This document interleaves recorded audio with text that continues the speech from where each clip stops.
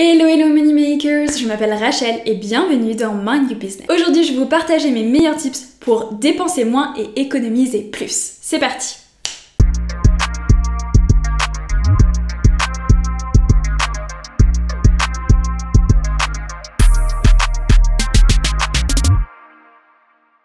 Ok, je vais pas faire beaucoup de blabla en ce début de vidéo, mais n'hésitez pas à mettre un petit pouce en l'air si cette vidéo vous plaît et que vous aimez mon contenu, ça soutient énormément ma chaîne. Et aussi n'hésitez pas à vous abonner pour recevoir les notifications quand les prochaines vidéos sortiront. Ok, tout ce qu'on veut, c'est dépenser moins, économiser plus. C'est un peu notre but pour mettre plus de côté, faire plus d'investissements et du coup avoir plus de revenus passifs et donc atteindre la liberté financière plus rapidement et plus facilement.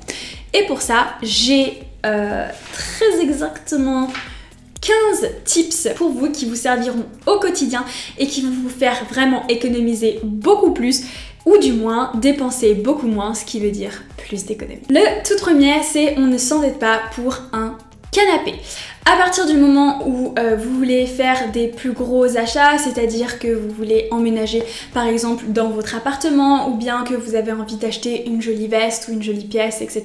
pour le printemps, pour l'automne, on ne s'endette pas pour ça, ok? On n'achète pas ces meubles à crédit, on fait des économies et quand on a assez d'argent, on emménage. Quand on a assez d'argent, on s'achète sa petite veste chérie. Mais avant ça, pas de mauvaises dettes en fait. Il y a des dettes pour faire des investissements, c'est de la bonne dette.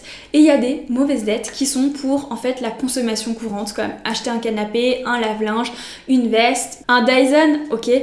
On ne s'endette pas pour un aspirateur. Il y en a à 100 €, il y en a même à 40 €, ils fonctionnent comme ça, ok? Donc on s'endette pas pour la consommation courante. Le deuxième, c'est de faire des courses dans différents supermarchés en fonction de vos besoins et aussi de votre budget. Par exemple chez Aldi ou Leader Price, etc. En fait, ils n'ont pas de chambre réfrigérée, ce qui fait que leurs légumes sont hyper frais. Plus frais que si vous allez, je sais pas, chez Leclerc, Carrefour, etc. Donc ça fait que vous avez des légumes super frais pour pas trop cher parce que c'est des supermarchés qui sont en général moins chers. Et puis par exemple dans les magasins bio, allez-y juste pour des produits que vous pouvez pas trouver en grande surface, qui coûtent un peu cher mais qui peut-être qui font partie de votre alimentation. Et dans ce cas-là, allez dans le magasin bio que pour ça. Mais faites en fait un petit mélange. Moi c'est ce que j'aime faire, ce qui fait que vous achetez pas tout par exemple que au magasin bio ou chez Monoprix où ça vous ferait un panier qui serait assez élevé. Le troisième, il va pas vous surprendre, mais c'est d'arrêter les plats à emporter. C'est de cuisiner maison au maximum, ok? N'hésitez pas à apporter votre Tupperware au travail. Moi, je le fais depuis des années et il n'y a rien de mieux. Franchement, il n'y a rien de mieux. Déjà, vous avez toujours des bons petits plats que vous avez fait vous-même qui seront meilleurs pour votre santé. C'est sûr et certain, avec beaucoup moins de produits chimiques. Mais aussi, ça va faire du bien à votre porte-monnaie. Le quatrième, c'est de shopper par saison. Donc, au niveau des vêtements, ça vous fait que vous allez faire du shopping que, entre guillemets, 4 fois par an. Vous voyez à chaque saison qu'est-ce qui vous manque. Par exemple, une paire de chaussures, c'est des choses que, voilà, qui vont revenir assez souvent. Et je fais un shopping par saison, ce qui fait aussi que j'ai pas cette tentation tous les mois de me dire ah il y a ça de nouveau, il y a ça de nouveau, il y a ça de nouveau. Non, on fait un shopping par saison, donc on va avoir une grosse dépense, ce qui permet d'économiser sur 3 mois, vous réduisez votre budget en un seul mois et vous faites des économies sur les autres mois et vous dépensez qu'une fois durant votre saison. Le cinquième, c'est d'ouvrir en fait un compte où vous allez pouvoir mettre votre épargne, mais que vous allez devoir casser ou vous allez devoir demander à votre banquier si vous voulez récupérer l'argent. Je m'explique. Par exemple, les assurances vie, les PEL, donc plan épargne logement, c'est des comptes d'épargne où vous pouvez mettre votre argent, mais si vous voulez récupérer l'argent que vous avez économisé, vous devez demander à votre banquier. En fait, ça met une barrière. Parce que vu que vous devez lui demander, eh bien vous allez vous débrouiller pour ne pas avoir à lui demander. Et donc, vous allez économiser beaucoup plus facilement et beaucoup mieux gérer votre budget que vous êtes mis pour le mois. Que en fait, si vous mettez sur un livret A ou bien un LDD, et bien en fait, c'est des comptes sur lesquels vous pouvez prendre l'argent, le remettre, prendre l'argent, le remettre. Donc ça arrive très souvent que les gens ils mettent de l'argent au début du mois et vers la fin du mois, ils ont mal géré leur budget, donc ils récupèrent l'argent qu'ils avaient mis de côté. Donc c'est pour ça que c'est bien en tout cas de mettre une partie, moi je mets toujours une partie sur le livret A parce que je veux que si jamais jamais j'ai un petit souci, je sais pas, avec ma machine à laver, etc., j'ai de l'argent que je peux récupérer. Et par contre, il y a de l'argent que je veux mettre de côté et que je veux surtout pas toucher pendant plusieurs années. Ça, je vais le mettre sur une assurance vie, par exemple. Le 6e, code promo ne veut pas dire moins cher. Nous, notre génération, on a accès à des codes promo à peu près tous les jours de notre vie si on va sur Instagram. C'est tout simple.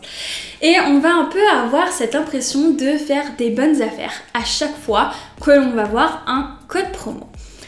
Eh bien, non, oh grande surprise, à chaque fois que vous voyez un code promo, ça ne veut pas forcément dire que c'est l'option la moins chère, la plus abordable ou la meilleure qualité, etc.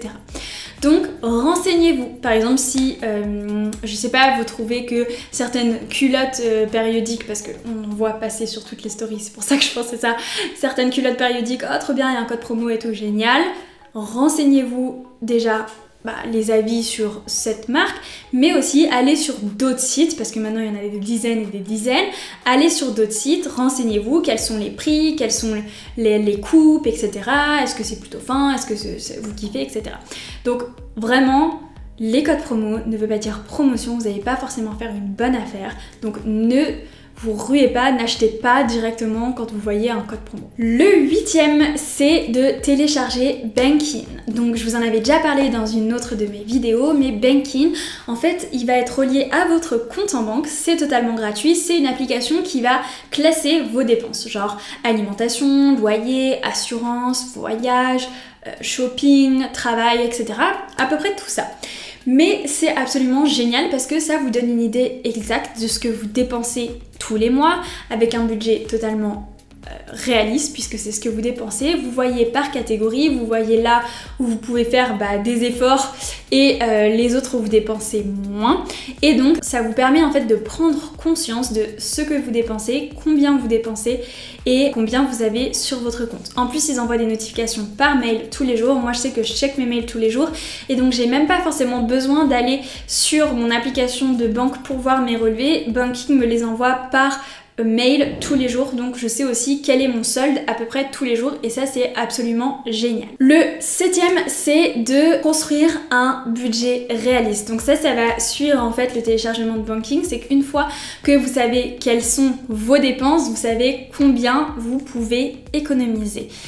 Tant que vous n'êtes pas conscient de ça, vous allez faire des budgets irréalistes que vous n'allez jamais suivre en fait tout simplement et qui va faire que au final vous n'arriverez pas à vous en sortir et à vraiment épargner.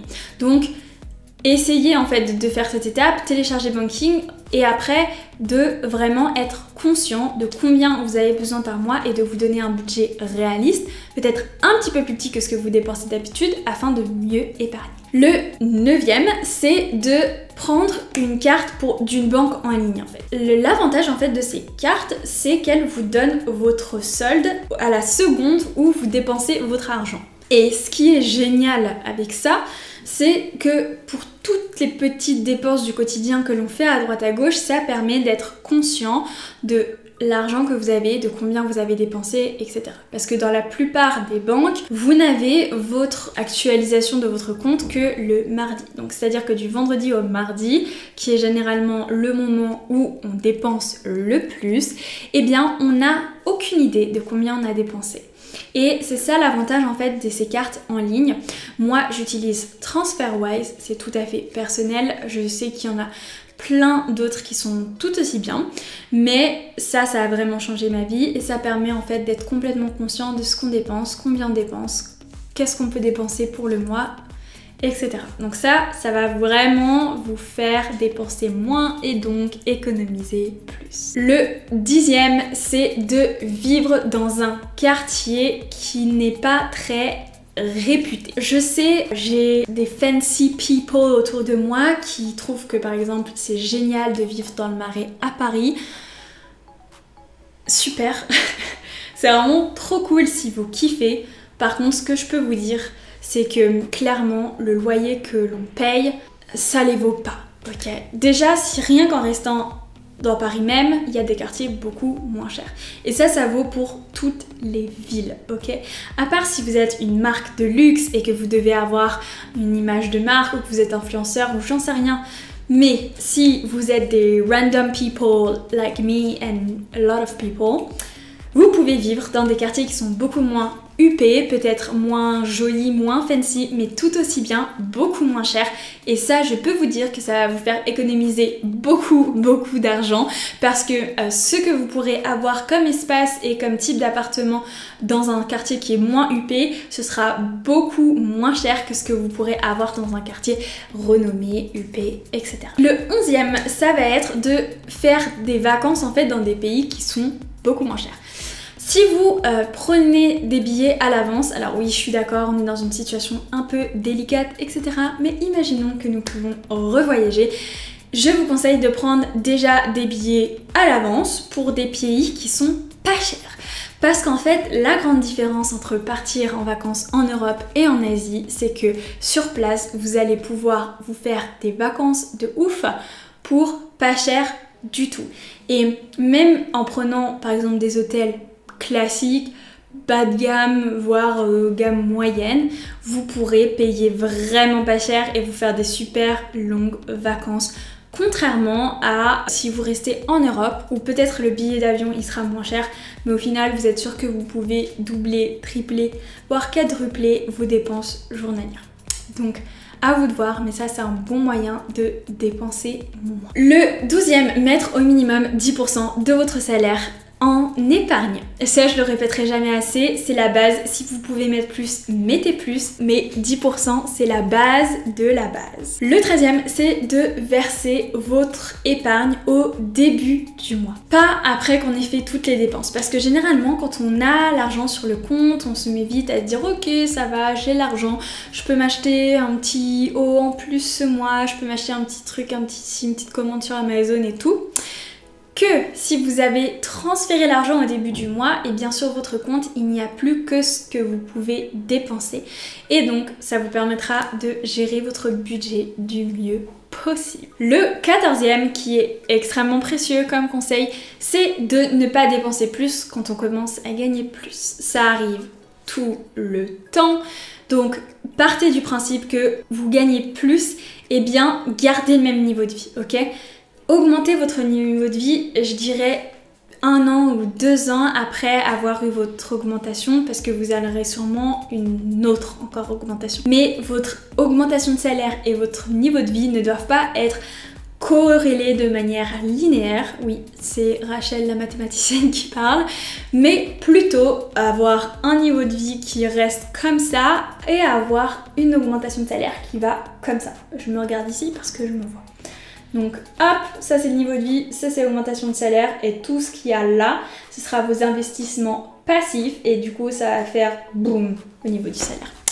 Et you become rich. Et enfin, le dernier, c'est d'avoir toujours une épargne just in case avant de faire des investissements complexes, de faire des investissements risqués. Vraiment, vous mettez au moins, moi ma base c'est 10 000 €, il y en a pour qui c'est beaucoup moins, mais je pense que 10 000 € c'est bien, surtout si vous avez des personnes à charge, si vous avez un gros loyer. Si vous vivez par exemple en province et que vous avez un loyer de 300 €, c'est pas la même chose, mais si vous vivez par exemple en région parisienne, 10 000 €, vous allez voir que ça part très vite. Donc 10 000 € c'est vraiment la base, et une fois qu'on a ces 10 000 €, on commence à faire des investissements un peu plus complexes, par exemple tous les mois on met 150 € sur un fonds d'investissement, etc. Voilà, en tout cas j'espère que cette vidéo vous a plu, n'hésitez pas à vous abonner et à mettre un petit pouce en l'air, et on se retrouve très bientôt pour une nouvelle vidéo. Ciao!